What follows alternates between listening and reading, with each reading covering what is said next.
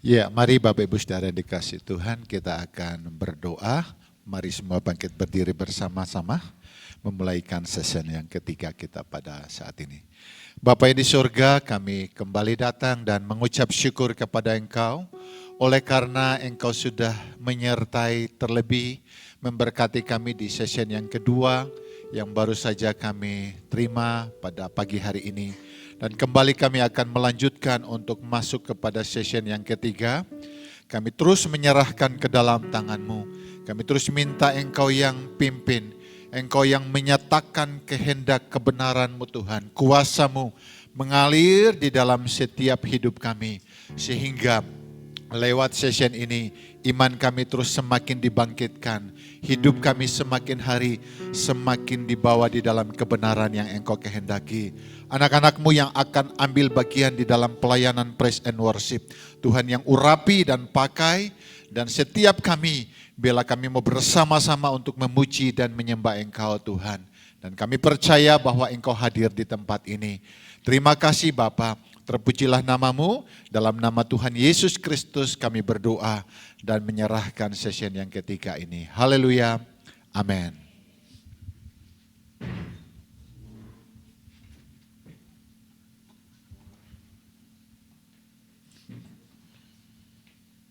Shalom semuanya. Suatu kehormatan dan sukacita saya bisa berada di tempat ini. Perkenalkan terlebih dahulu, nama saya Suli, saya dari Litrok. Kita mau sama-sama rasakan hadirat Tuhan pada siang hari ini ya. Kita percaya bahwa kita adalah satu dalam Kristus. Sebagai saudara seiman, memiliki satu kesatuan. Oh, tadi kita sudah menyanyikan lagu Saat Indah. Ternyata saya punya kesatuan hati dengan Kak Yosaya. Kita mau menyanyikan lagu ini kembali, Saat Indah. Karena Tuhan mau kita merasakan betapa indahnya saat siang hari ini kita bisa berkumpul bersama. Dari berbagai state yang berbeda, kita bisa disatukan di tempat ini.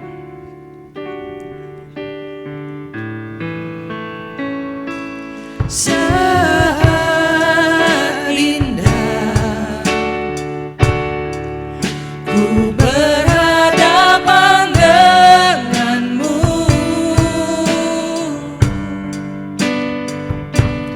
memandang wajahmu, Yesus kekasih jiwaku,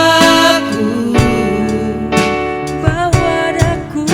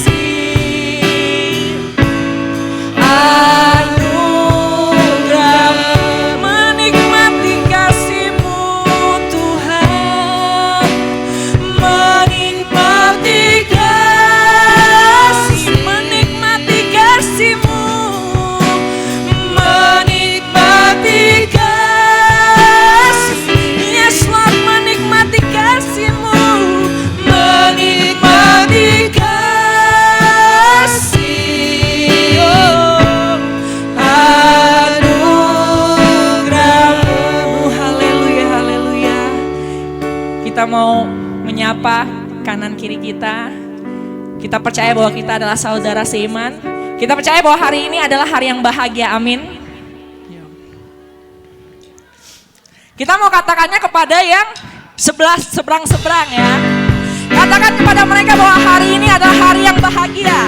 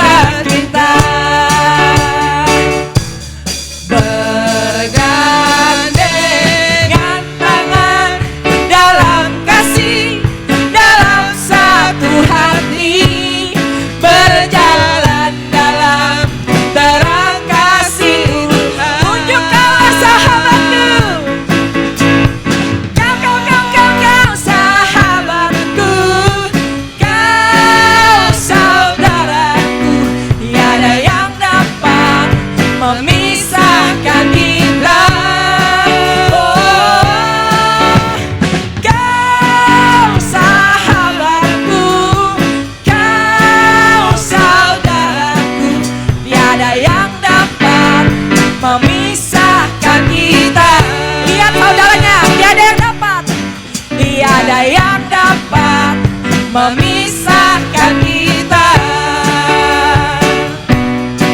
Tiada yang dapat memisahkan kita. Beri kemuliaan bagi Tuhan kita. Untuk menjadi anak Tuhan, menjadi keluarga Tuhan yang kuat, kita juga mau menerima ujian dari Tuhan. Siapa yang mencintai Tuhan pasti akan menerima ujiannya untuk menjadi yang terbaik bagi Tuhan. Ujilah aku Tuhan, Cobalah aku Tuhan, selidiki batinku dan hatiku, mataku tertuju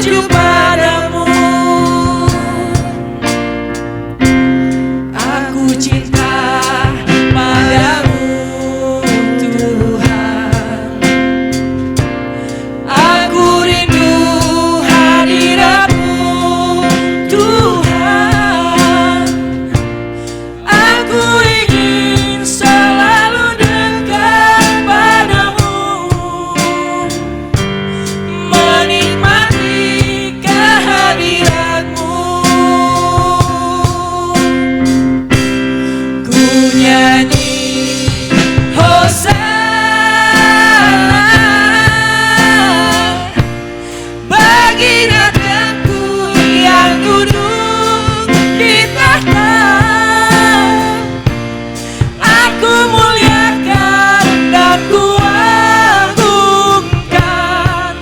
Kau layak disembah. Ku nyanyi Hosana bagi Rajaku yang duduk di tahta. Aku muliakan dan ku agungkan. Kau layak disembah. Kita mau angkat tangan kita. Kita akan ku nyanyi Hosana. Ku nyanyi Hosana bagi Rajaku yang duduk di tahta. Aku muliakan dan ku agungkan. Kau layak disembah. Ku nyanyi Hosana. Ku nyanyi Hosana. Yes Lord. Bagi Rajaku yang duduk di tahta. Aku muliakan dan ku agungkan. Kau layak disembah. Hanya Kau yang layak disembah. Kau layak disembah. Kau layak disembah. Beri kemuliaan bagi Tuhan kita. The last but not least, kita mau siapkan hati kita sebelum firman Tuhan. Kita percaya kekuatan daripada Tuhan. Dialah tempat perlindungan kita. Walau di saat yang tidak baik sekalipun, kita percaya bahwa kasih Allah besar bagi kita semua. Haleluya, haleluya.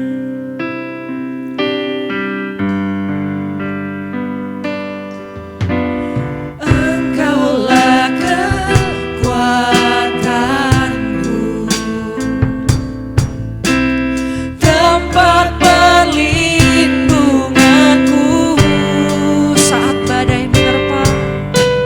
Saat badai menerpa,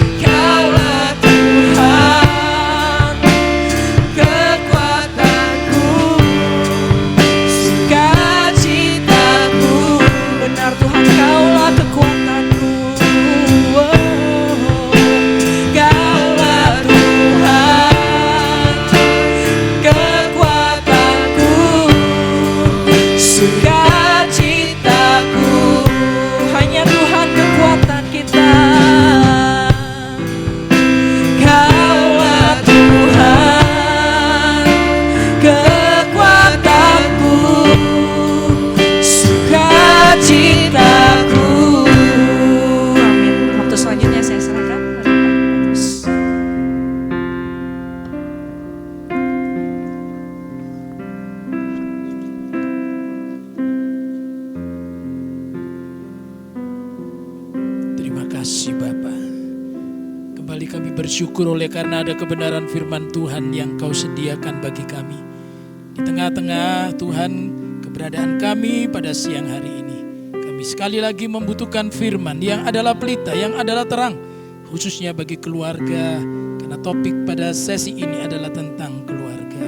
Biar kami memahami apa yang harus kami kerjakan. Supaya keluarga kami keluarga yang diberkati dan menjadi berkat. Di dalam nama Tuhan Yesus Kristus kami sambut firman-Mu. Haleluya. Amin. Puji Tuhan, saya persilakan duduk kembali. Nah, mengingat Bapak Ibu Saudara sekalian terbatasnya waktu kita, jadi sekali lagi saya mau sampaikan materi akan semuanya dikirimkan oleh panitia kepada Bapak Ibu, sehingga saya mengambil bagian yang terpenting saja dalam sesi ini. Untuk multimedia bisa langsung ke poin 3. Begini, jadi berulang kali pengalaman saya kalau menyampaikan teori-teori matematika waktu yang lalu itu selalu mahasiswa akan bilang begini, Pak, teorinya sedikit saja, contohnya yang banyak, gitu ya. Contoh aja langsung. Nah, sekarang juga saya langsung kepada satu contoh. Bagaimana bisa membangun keluarga Kristen yang kuat? Maka kita belajar dari bagaimana contoh keluarga yang tidak kuat. Ada keluarga dalam Alkitab yang sama sekali tidak kuat. Keluarga yang rapuh. Nah, dari situ kita belajar sebaliknya ya. Mari kita belajar dari keluarga Lot. Dan ini jarang sekali dibahas. Biasanya keluarga Ishak gitu ya. Nah, sekarang kita akan belajar dari keluarga Lot. Lot adalah keponakan Abraham dan kita mulai dengan Kejadian 13 lebih dulu. Kejadian 13 yaitu ketika Lot memilih ya. Kejadian 13 ayat 10 sampai yang ke-11 ya. Lalu Lot melayangkan pandangnya, dilihatnya lah bahwa seluruh lembah Yordan banyak airnya, seperti taman Tuhan, seperti tanah Mesir sampai ke Zoar. Hal itu terjadi sebelum Tuhan memusnahkan Sodom dan Gomora. Sebab itu Lot memilih baginya seluruh lembah Yordan itu. Lalu ia berangkat ke sebelah timur dan mereka berpisah. Kisah di balik peristiwa ini adalah ketika Abraham tidak menghendaki bahwa gembalanya bertikai dengan gembala Lot. Sehingga Abraham berkata, Lot, keponakanku, ya aku beri kamu kesempatan pertama untuk memilih. Kalau kamu ke kiri, aku ke kanan. Kalau kamu ke timur, aku ke barat. Nah, dikatakan Lot mendapat kesempatan untuk melakukan pemilihan. Nah, Bapak Ibu Saudara sekalian, ini penting dalam keluarga Kristen kita. Hati-hati dalam memilih. Minta tuntunan Tuhan. Jangan seperti Lot yang hanya semata-mata berdasarkan hitungan kesenangan sesaat. Lihat hanya pandangan mata jasmani. Tidak melihat ada sesuatu yang dibalik itu. Bahaya. Ya, sesuatu yang sangat membahayakan keluarganya. Lot tidak melihat itu dan tidak mau tahu tentang itu. Yang penting saya dapat kesempatan dan biar paman saya nanti tidak tahu bagaimana. Yang penting adalah keluarga saya dan saya melakukan pemilihan ini. Nah, dia lakukan pilihan yang salah. Nah, seorang yang memiliki keluarga Kristen harus tiba kepada keputusan dan pilihan yang tepat. Mau memilih tempat pekerjaankah, mau memilih saudara-saudara teman hidupkah, harus tepat. Itu yang pertama. Nah, anehnya kemudian ketika Lot ada di Sodom, dia kedatangan tamu. Ini menarik ya. Kedatangan tamu, kalau menurut para teolog tafsirannya adalah itu malaikat-malaikat Tuhan, bahkan Tuhan sendiri yang datang menjumpai siapa? Menjumpai Lot. Oleh karena Tuhan mau menghukum Sodom dan Gomora, sehingga apa? Sehingga dia akan diselamatkan oleh Tuhan. Tapi perhatikan apa yang dilakukan oleh Lot ketika kedatangan tamu. Ya, Kejadian pasal yang ke-19 ayat 3. Tetapi karena ia sangat mendesak mereka, singgahlah mereka masuk ke dalam rumahnya, kemudian ia menyediakan hidangan bagi mereka. Ia membakar roti yang tidak beragi, lalu mereka makan. Ini ceritanya. Kedatangan tamu, beda dengan Abraham, karena tamu itu sebelumnya mampir ke tempat Abraham. Ketika tamu itu mampir ke kemah Abraham, Abraham langsung bicara pada istrinya. Mam, buatkan masakan. Aku tak ngambil lembu yang terbaik, lalu kubelih, tapi kamu siapkan resep-resepnya. Itu gampangannya ya. Jadi berarti apa? Abraham melibatkan istrinya. Kamu ikut serta dalam penyambutan tamu istimewa ini. Tapi ketika kemudian tiba di tempat Lot, dikatakan Lot menyediakan hidangan bagi mereka membakar roti yang tidak beragi. Lalu mereka makan dan tidak ada kalimat Lot melibatkan istrinya. Jadi ketika tamu itu datang, Lot masak ya masak sendiri, dia nyiapin semuanya sendiri. Istrinya tidak dilibatkan. Ini keluarga macam apa? Seakan-akan dia bisa menjadi single fighter. Saya layani semuanya bisa. Wes bahasa Jawa Timur. Kon gak usah melok-melok ya. Kamu ndak usah ikut-ikut. Ini bisnisku, ini keputusanku, ini kerjaanku. Kamu tiang wengkeng wae ya. Kamu di belakang saya, ndak usah ikut-ikut. Ini pertanyaan besar. Oleh karena sebenarnya istri itu adalah penolong. Dia diambil dari tulang rusuk, bukan tulang rusak. Halo. Tulang rusuk. Hati-hati ya, jangan setelah waktu menikah tulang rusuk lama-lama jadi tulang rusak. Nyucuk sana, nyucuk sini. Enggak ya. Tulang rusuk. Itu penolong, bukan penodong. Apalagi perongrong ya. Jadi, nah itu mestinya itu dilibatkan. Dalam berbagai keputusan penting mau menyambut tamu, ini tamu istimewa. Libatkan dong, lah keluarga Abraham melibatkan Sarah. Jadi ketika kita membandingkan, membuat komparasi keluarga Abraham dan Lot, baru kita lihat oh orang beriman dan orang yang model Lot ini perbedaannya sangat tajam, ya. Dalam rangka pelibatan. Dan saya senang saudara, siang ini saya senang sekali. Saya diberkati oleh musik-musik yang ada. Tepuk tangan dulu untuk alat musik yang baik ini. Yang kedua, tepuk tangan untuk yang sudah ngeset semuanya ini. Ketiga, tepuk tangan untuk yang main semuanya ini. Keempat, tepuk tangan untuk Tuhan yang memberikan kemampuan untuk bisa main. Ya. Sebab walaupun bisa main, tapi kalau Tuhan tidak memberi nafas ya tidak iso. Ya, nah, lalu apa yang dilakukan oleh Lot berikutnya? Satu kali saudara ketika tamu itu sudah masuk ke tempat Lot, orang-orang sekota Sodom itu minta datang menyerbu dari tua sampai muda karena kebiasaan yang jahat orang Sodom yaitu sodomi. Tamunya ini saudara-saudara maskulin ya laki-laki. Itu datang laki-laki mana? Keluarkan tamumu. Kami mau pakai mereka. Kata mau pakai itu mau ya kami lakukan seperti sodomi begitu ya, perbuatan seks yang tidak wajar. Lalu apa yang dilakukan oleh Lot? Waduh ini mengerikan. Kejadian 19 ayat 8. Dia berkata apa? Aku tahu bapak katanya. Aku punya 2 anak perempuan yang belum pernah dijamah laki-laki. Baiklah mereka kubawa keluar kepadamu. Perbuatlah kepada mereka seperti yang kamu pandang baik. Hanya jangan kamu apa-apakan tamuku ini, orang-orang ini. Sebab mereka memang datang untuk berlindung di dalam rumahku.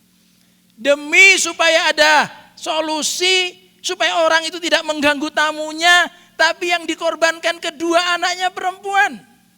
Ini papa model apa? Papa memberikan solusi, seharusnya itu seperti pegadaian. Ya, selesaikan masalah tanpa masalah, kan gitu mestinya. Ini enggak, menyelesaikan masalah maunya tapi memunculkan masalah baru. Ini 2 anakku perempuan masih perawan, pakai saja. Ya, belum pernah dijamah laki-laki, mau kau apakan silakan saja coba. Tapi saya beritahu kepada Bapak Ibu, banyak keluarga di Indonesia begitu. Ya. Tidak membuat anak-anak itu nyaman. Bahkan anak-anak itu dikorbankan. Ya mereka mungkin karena bisnis ya kemudian berkaitan dengan urusan keuangan, lembaga keuangan, lalu mungkin ada tagihan atau apa. Dan ini sama sekali tidak bertanggung jawab.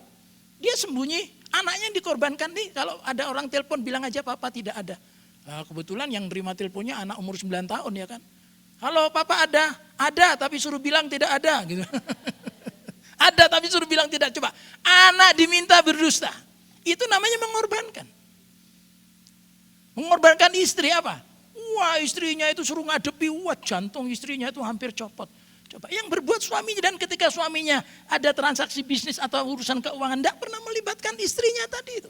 Tapi ketika dalam masalah istrinya yang kemudian diteror oleh debt collector.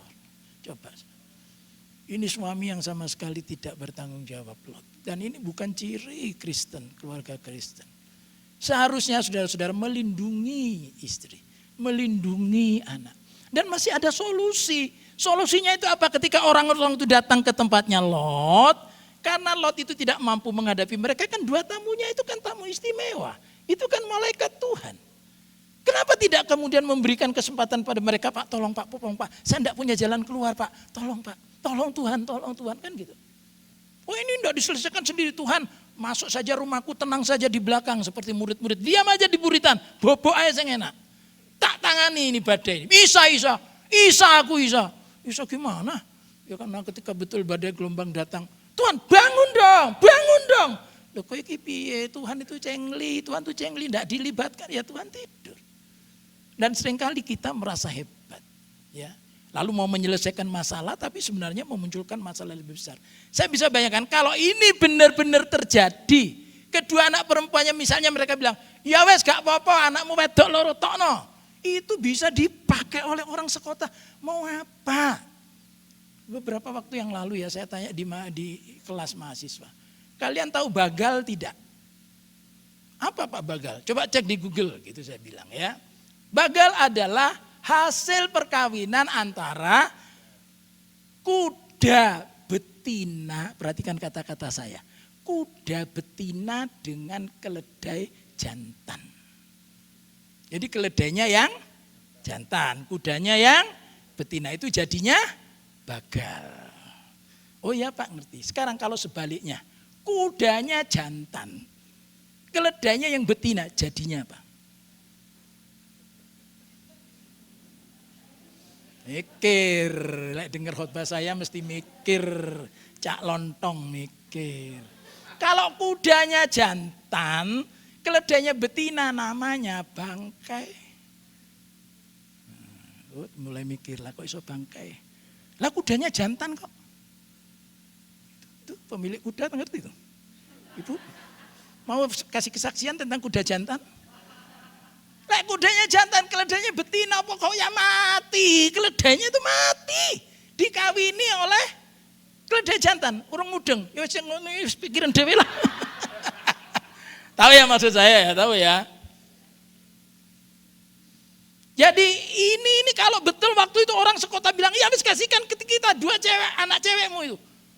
Habis mereka mati. Hancur remuk itu. Nah, jadi mereka bilang, enggak, kami tidak mau. Dengan cewek kami sudah biasa. Kami mau dengan cowok. Gitu kalimatnya ya, kalau dibahasakan sekarang. Nah kemudian kedua malaikat bilang, Lot, minggir. Lalu kedua malaikat itu membutakan mata orang-orang itu, sehingga orang-orang itu tidak bisa lagi melakukan apa yang mereka mau. Selesai, simple. Kalau diserahkan kepada Tuhan, sederhana kok. Nah, ngapain ngadepi sendiri sampai ngorbankan ini, ngorbankan itu. Ketika kita punya masalah dan masalah kita itu sulit diselesaikan, itu namanya impossible. Berikan kepada Tuhan karena Tuhan ahlinya untuk hal-hal yang impossible. Ya, yang bisa kita kerjakan. Yang tak mampu kita kerjakan itu keahliannya Tuhan. Tuhan itu adalah sesuatu yang menangani hal yang ajaib, yang tidak mungkin bagi kita. Itu Tuhan jagonya. Nah kalau Tuhan jagonya, Tuhan ahlinya, kenapa kita tidak sampaikan pada ahlinya? Kita di Amerika kan katanya yang 20 tahun yang lalu itu, loh ban bus itu kok gembos.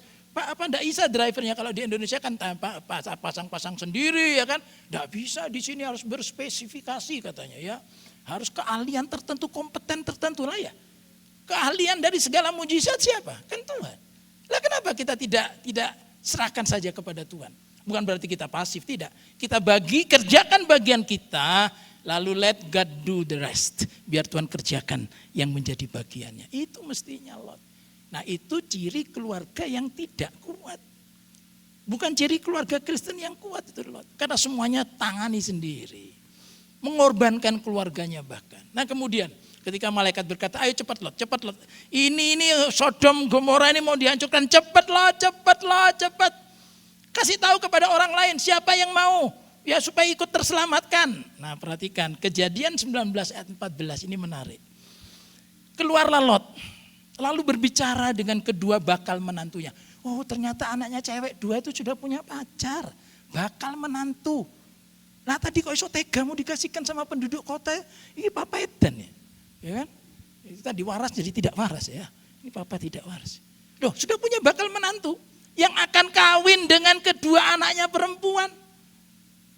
Lalu dia bilang, bangun, ayo keluar dari tempat ini, sebab Tuhan akan memusnahkan kota ini. Tetapi ia dipandang oleh kedua bakal menantunya itu sebagai orang yang berolok-olok saja. Oh, ini serius sekali. Sedang bicara tentang keselamatan, sedang bicara tentang kehidupan yang akan datang, sesuatu yang sangat serius. Lot bicara dengan calon menantu, tapi calon menantunya dikatakan di sini seperti orang berolok-olok. Seolah-olah gini ya kalau saya dramatisasi ya. Nyo, dua nyo satu, nyo dua, kamu akan menjadi menantuku. Ini Tuhan bilang mau menghancurkan kota ini, ayo ikut. Kalau kamu sayang pada dua putriku, ayo ikut. Kan kapanan itu kamu ngomong, wah ini iwanyen gitu kan. Kepada putriku ya kan, aku mengasihimu 10.000 iwanyen 10.000 tahun lagi gitu ya. Ayo ikut. Alah, Om Guyan. Alah, Om Guyan. Bisa gitu. Itu kalau saudara punya calon menantu kayak gitu dia apa no? Ngomong serius, masalah masa depan. Alah, Om Guyan. Dia pakai. Tapi pertanyaannya, mengapa menantunya begitu? Mengapa tidak ada wibawa pada Lot? Karena Lot tidak pernah bisa membedakan mana yang serius dan mana yang santai. Semua dibikin guyon, semua dibikin tidak serius. Dia tidak tahu mana bagiannya sehingga ketika bicara yang serius tetap dianggap guyon. Itu yang saya jujur, saya harap belajar dari sini. Sebab seringkali kemudian ketika saya sampaikan khotbah, tidak ada pengendalian diri untuk betul-betul ini sesuatu yang serius. Jangan sampai pendeta bicara ala guyon. Tuhan mau menghukum bumi ini. Alah guyon. Nanti kalau enggak gitu kamu dibakar di neraka kamu selama-lamanya. Alah guyon. Coba. Gimana kalau pendeta tidak punya wibawa? Gimana kalau papa tidak punya wibawa? Gimana kalau mama tidak punya wibawa? Jaga kewibawaan orang tua. Saya bicara pada anak saya. Satu kali mereka pulang dari ibadah remaja. Saya mesti menyambut mereka di pintu pagar. Dan sebelumnya saya sudah diceritai oleh istri saya. Tadi pagi ada sekolah minggu di rumah kita. Aku minta anakmu untuk main musik, enggak mau. Padahal kita leskan mereka dengan uang yang tidak sedikit supaya mereka melayani Tuhan. Tidak mau, mereka sudah remaja. Enggak mau, suruh ngiringi musik sekolah minggu. Musik sekolah minggu itu kan gampang. Dari dulu ya happy ya, happy ya. Kalau di Indonesia itu kambing, mbek, kucing, meong-meong gitu kan. Gitu. Nah, cuman ngiring itu enggak mau. Sore harinya ketika mereka mau masuk rumah saya bilang, you may not enter this house. Tidak bisa. Loh kenapa Pak? Tidak bisa. Tadi pagi mama cerita minta kamu melayani Koko sama adik, ya yang laki sama yang perempuan dua-duanya tidak mau. Rumah ini adalah rumah pelayanan. Yang tidak mau melayani di rumah ini, tidak bisa tinggal di rumah ini. Oh mereka pintar jawab. Lah kalau kami tidak boleh tinggal di situ, kami tinggal di mana? Oh cukup luas, itu Simpang 5 kalau Semarang itu kan atapnya langit, ya kan, alasnya bumi. Oh tidur Simpang 5 silakan. Lah papa kehilangan 2 anak, gampang. Papa dengan mama dengan Tuhan bikin lagi gampang. Masih muda kok sudah ngancam-ngancam. Apa? Bikin 10 lagi masih bisa. Laki-laki sejati. Wow. Dulu. Oh anak kok.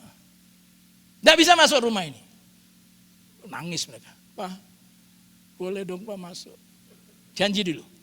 Kamu mau melayani Tuhan. Iya Pak. Oke, masuk. Dan sampai sekarang mereka suka melayani Tuhan. Nah Bapak Ibu sudah sekalian, ini serius, sangat serius ketika anak sudah mulai memberontak terhadap otoritas kita sebagai wakil Tuhan. Saya serius sekali. Satu kali begitu, besok itu libur gitu loh. Anak laki saya, Pak aku mau main rumah teman, naik motor, sudah punya SIM. Jangan, besok saja. Enggak Pak sekarang Pak. Gini, Papa ini wakil Tuhan. Kalau wakil enggak bisa, tak balik sama Tuhan. Jawabannya enggak enak. Terserah Papa, mau balik sama Tuhan, enggak masalah. Waduh. Oh ya sudah, sana berangkat. Berangkat saya berdoa. Tuhan aku tak mampu didik anakku, tak balik Tuhan. Urusan Tuhan. Diurus sama Tuhan. 5 menit telepon Pak nabrak angkot. Iya. Iya, nabrak angkot. Itu cara Tuhan. Ampuh, jerah. Ya. Cuma kadang-kadang ada anak-anak itu yang kalau enggak sampai begitu itu terus membantah. Nah kita tempatkan diri kita, papa, mama, wakil Tuhan. Kalau wakil sudah enggak mampu, kembali pada Tuhan. Sama, dalam pemeliharaan hidupmu begitu. Kamu jangan mengandalkan papa mama. Satu kali papa mama enggak bisa. Seperti ini saya cerita putri saya. Selesai dia dari Manchester, UK. Dia bilang, Pak mau sekolah lagi. Nak, ini namanya nikah. Ini dari dulu papa bilang. Satu kali papa mama enggak bisa. Kali ini betul papa mama enggak bisa nyekolahkan kamu S3. Enggak apa-apa, Pak. Enggak apa-apa, mama. Papa mama berdoa. Karena papa mama ngajarin aku punya a true heavenly father yang bisa menyediakan segalanya bagiku. Lalu dia mengajukan beasiswa yang mendaftar 500, yang diterima cuma 8. Dan Bapak Ibu ini ada ceritanya. Waktu dia jadi mahasiswa di Universitas di Bandung itu, Parahyangan. Satu kali dia lihat ada pengumuman, ini ada ceritanya. Dia lihat pengumuman, barang siapa yang mau bisa mendaftar magang di Amerika 3 bulan. 3 bulan magang di Amerika. Wah itu dirindukan oleh para mahasiswa. Dan tidak banyak mahasiswa yang tahu. Jadi anak saya bilang pada saya, Pak kasih tahu teman-teman enggak ya? Kasih tahu enggak ya? Gitu. Lu kasih tahu itu good news kan? Loh tapi gini Pak, kalau kasih tahu nanti teman-teman pada tahu, pada daftar. Ya enggak apa-apa, itu good news. Lalu anak saya saudara mau ngikuti saya. Dia kasih tahu teman-temannya, itu loh ada kesempatan magang di Amerika. Betul, teman-temannya pada daftar, temannya yang berangkat dia tidak. Sakitnya tuh di sini, di dalam hatiku. Anak saya nangis, Papa, kenapa kok selalu begini? Aku sudah ngasih good news, ya mestinya aku yang katut berangkat toh Pak.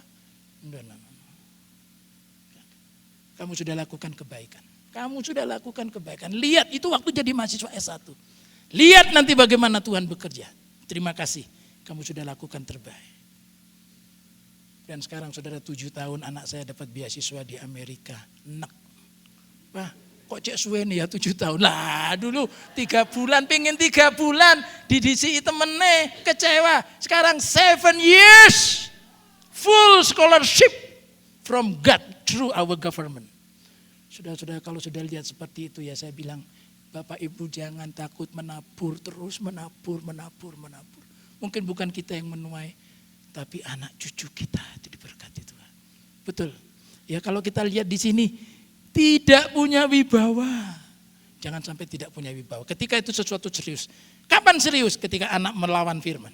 Itu sesuatu sangat serius. Mereka boleh pendapat dengan kita, boleh, tapi tidak boleh berbeda pendapat dengan firman.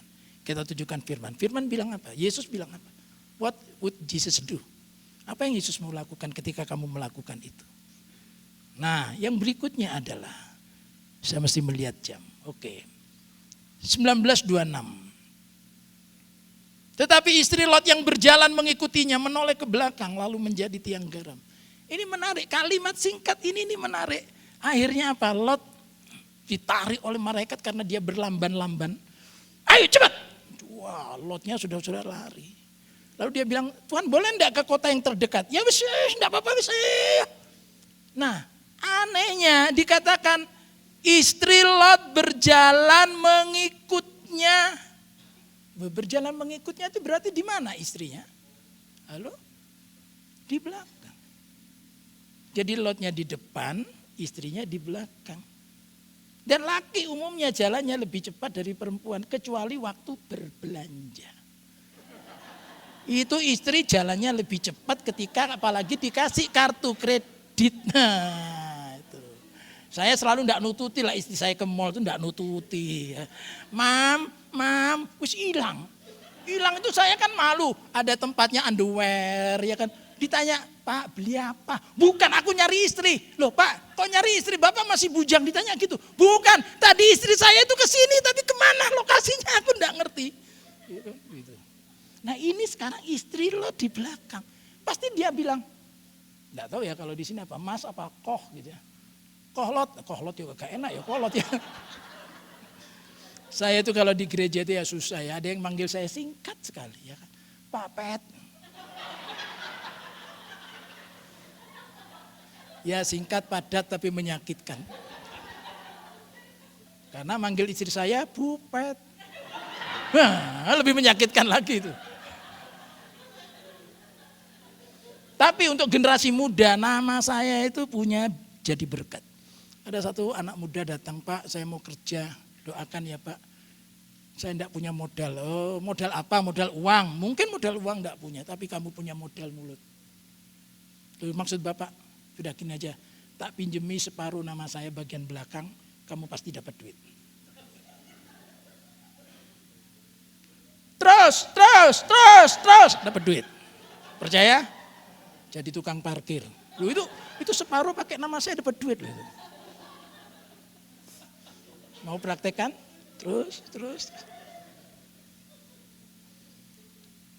Ini istri lo di belakang, jadi kalau dia manggil, dia pakai istilah aja ya. Wah suaminya terus saja ya kan, terus saja. Nah mestinya kan dia digandeng, ayo mam ya jalan yuk. Ada yang mau nyoba gandeng bersama saya? Ayo kan gitu ya kan. Ini udah di belakang. Itu sering itu, satu kali ya gitu ibadah. Ini kebalikan kalau gini. Parkir gereja istrinya masuk lebih dulu. Suaminya parkir lalu masuk. Nah saya jaga pintu waktu itu. Lah yang datang suaminya tanya, Pak bojoku longgone nang ndi? Lah itu kali kebaktian kan sekitar 2.000, 1.500 gitu kan. Lah aku suruh nita ini bojone masing-masing. Terus saya bilang, lah istrimu itu pakai warna baju apa? Rambutnya model apa? Aku tuh enggak niteni. Kemarin itu pergi salon, rambutnya habis berubah. Tapi berubah kayak apa? Enggak pernah niteni. Waduh ini. Di sini enggak pernah ada ya, langsung ketahuan ya ini istriku duduk situ. Di situ kadang-kadang itu terpisah. Suaminya di sana, istrinya, karena istrinya masuk lebih dulu. Ya kan? Gitu. Istrinya suaminya yang ditinggal. Ini kebalik. Jadi walotnya jalan semangat istrinya. Percuma ngandalke wong lanang kaya ngono. Wis nolemburi wae. Nah itu terus jadi tiang garam dia. Jadi kalau dikatakan oleh Yesus, ingatlah istri Lot. Tapi sebenarnya yang paling bertanggung jawab itu adalah Lot. Kenapa istrinya jadi tiang garam?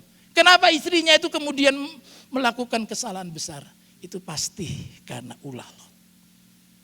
Jadi dibalik kesalahan istri itu suami. Itulah sebabnya di Taman Eden juga walaupun Hawa itu yang pertama ditipu oleh ular itu, Adam tetap harus bertanggung jawab. Karena dikatakan Adam ada di sana. Adam ada di sana dan Adam bisa mencegah itu kalau dia mau. Tapi kebanyakan dia tidak mau. Nah Lot meninggalkan istrinya dan ini saudara-saudara disebut dengan ketidakpedulian. Hati-hati, mari kita saling memperhatikan, pasangan saling memperhatikan, saling mengingatkan. Dan bagian yang terakhir, kita lihat di pasal 19 ayat 36. Lalu mengandunglah kedua anak Lot itu dari ayah mereka. Waduh ini ngeri ya. Lot itu tadi sudah pilihannya salah. Mengorbankan anaknya. Tidak punya wibawa. Tidak peduli pada istrinya. Sekarang tinggal Lot dan kedua anaknya perempuan. Lalu itu bisa aneh ya, ada di kota Luz, lalu kemudian bisa pemikiran yang aneh di kedua putrinya. Ya saya sebut saja namanya A dan B saja ya, daripada nanti nyebut nama, moro-moro ada di sini. Misalnya Linda dan Lydia, kayak ada di sini jangan. Ya pakai A dan B saja ya, gitu. Orang kan harus bertobat dari kesalahan. Jadi si A ciciknya, si B adiknya. B. Kita ini di sini ini sulit loh. Cowok-cowok kita sudah binasa di Sodom. Ini saya mendramatisasi ya. Cowok kita kan mati itu kena belerang tuh ya kan. Sodom. Wah sulit dapat laki-laki lagi lah sulit. Terus gimana Ci? Nah itu ada cowok satu. Siapa? Our daddy.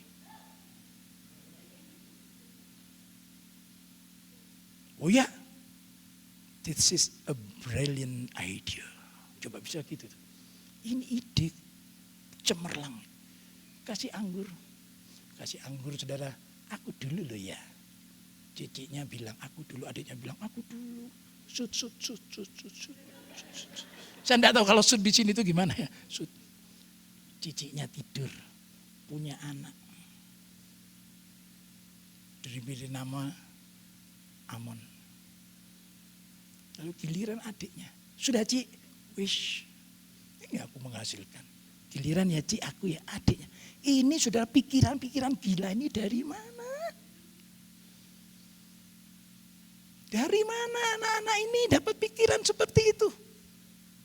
Interpretasi pertama adalah dari orang tua yang tidak pernah memberikan sex education yang sehat pada anak. Dan ada begitu banyak orang tua yang begitu sibuk sampai tidak pernah memberikan sex education yang sehat untuk anaknya. Ketika anak laki saya menginjak usia remaja, ya sekitar umur 12 begitu ya, saya panggil, "Nyo sini. Papa mau bilang tentang seorang polisi yang punya pistol. Papa mau tanya, tolong dijawab. Apakah pistol boleh digunakan, ditembakkan pada sembarang orang?" Jawabannya, tidak. Bagus. Apakah pistol itu boleh ditembakkan kapan saja? Tidak. Nah, bagaimana pistol itu digunakan? Satu, kepada orang yang tepat. Kedua, pada saat yang tepat. Bagus. Pertanyaan berikutnya, kamu punya pistol?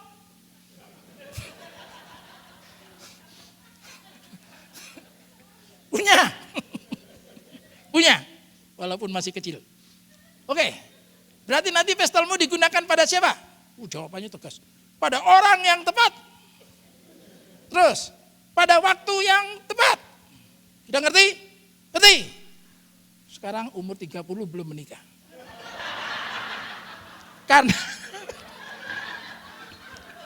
Karena belum nemu orang yang tepat. Belum nemu saat yang tepat. Nyo, kamu kok ndak nikah-nikah toh Nyo? Papamu pengen gendong putunya.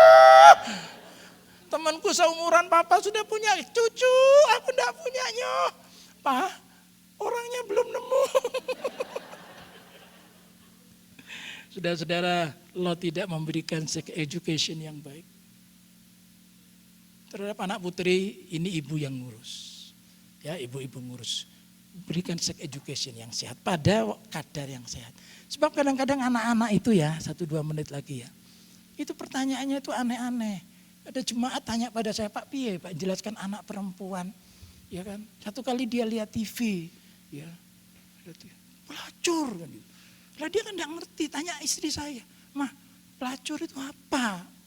Jadi istri saya bilang, wanita nakal. Nah terus gimana Pak? Loh apa? Lah ya itu Pak, takutnya DE besok itu sekolah ada temennya perempuan yang jiwit. Lah dia bisa lapor sama gurunya, Bu dia pelacur, wanita nakal. Angel toh? Kasus kedua.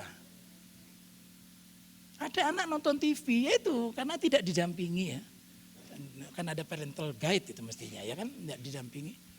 Diperkosa. Tanya lagi sama orang tuanya, sama mamanya, kenapa diperkosa? Dipaksa tidur. Ya.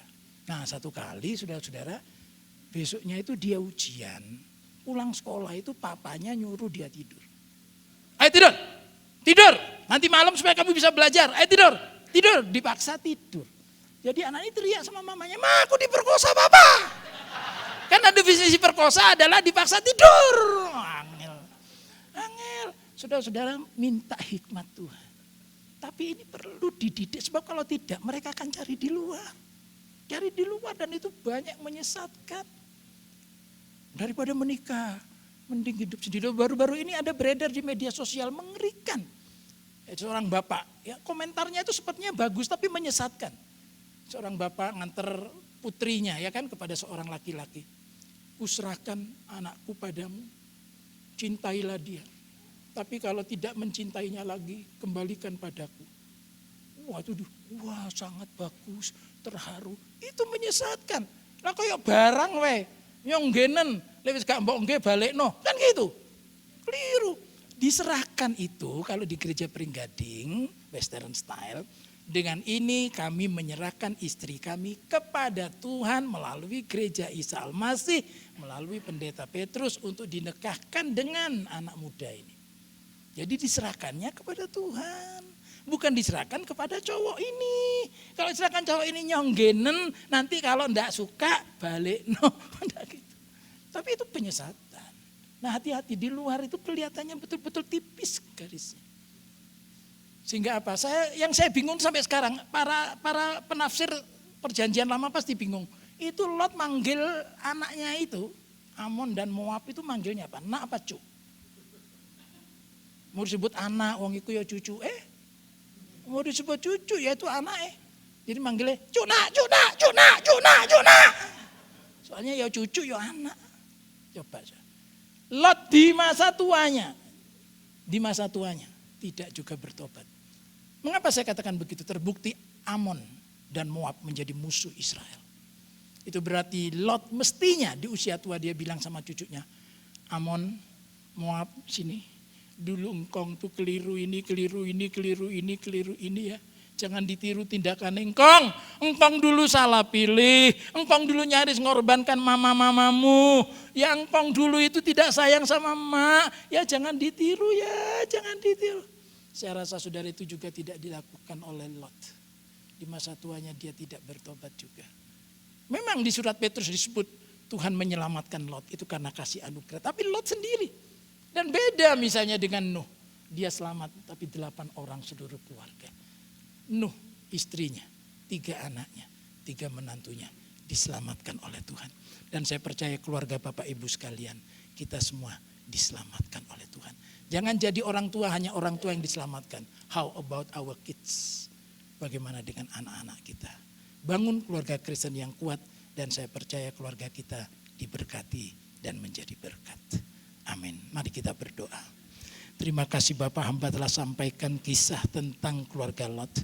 Dan kami mau Tuhan supaya Engkau memberikan kepada kami hikmat untuk tidak melakukan apa yang telah keliru. Dan di masa yang sangat sulit, di era digital, di era kebebasan seperti ini, di negara ini, hamba hanya bisa berdoa. Hamba-hambamu hanya bisa berdoa, menyerahkan setiap keluarga, biarlah kiranya Roh Kudus berkarya dalam kehidupan rumah tangga anak-anakmu. Biar orang tua memiliki wibawa rohani, memiliki otoritas rohani, dan tidak takut konflik dengan anak. Asal ada di dalam kebenaran. Mungkin ketika diberikan tangisan itu ada di masa sekarang, tapi itu jauh lebih baik daripada tangisan kelak kemudian ketika mereka menjadi orang-orang yang tidak hidup di dalam Tuhan. Terima kasih, berikan keberanian, berikan kepada kami kemampuan, berikan kepada kami otoritas ilahi dari Tuhan. Dan kami percaya ketika kami sampaikan kebenaran firman-Mu kepada generasi-generasi kemudian, dan kami memberikan keteladanan sebagai orang tua yang hidup sesuai firman, mereka melihat contoh dalam hidup kami. Kami percaya keluarga kami diberkati di negeri ini. Keluarga kami bahkan menjadi berkat. Di dalam nama Tuhan Yesus Kristus kami berdoa, haleluya, amin. Saya serahkan kembali.